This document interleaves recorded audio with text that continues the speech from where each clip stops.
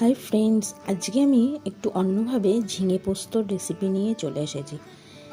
সাধারণত ঝিঙে ডুমো ডুমো করে কেটে আলু দিয়ে ঝিঙে পোস্ত করে অনেকে। এটা একটু অন্যভাবে করব। ঝিঙেগুলোর খোসা ছাড়িয়ে ভালো করে ধুইয়ে সরু সরু করে কেটে নিতে হবে।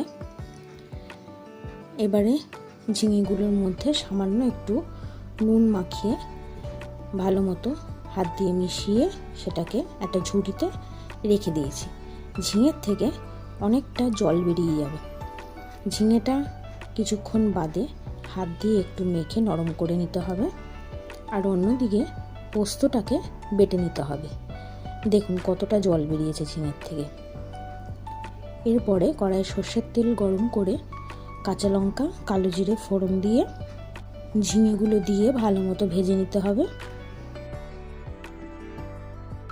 বেশ কিছুক্ষণ ভেজে নেওয়ার পরে এতে পরিমাণ মতো হলুদ দিয়ে আবারও মিশিয়ে নিতে হবে। সব কিছু মিশে গেলে আর ঝিঙেটা ভালো মতো ভাজা হলে এরপর বেটে রাখা পোস্তটা দিয়ে আবারও মিশিয়ে নিতে হবে। এবারে ঝিঙে সহ পোস্তটা বেশ কিছুক্ষণ নাড়াচাড়া করার পরে স্বাদ মতো নুন দিয়ে মিশিয়ে নিতে হবে। যদি প্রয়োজন মনে করেন তাহলে সামান্য একটু চিনি দিতে পারেন। পোস্ত সহ ঝিঙেটা বেশ শুকিয়ে মাখা মাখা হলে নাবিয়ে গরম ভাতের সাথে পরিবেশন করুন ঝিঙে পোস্ত।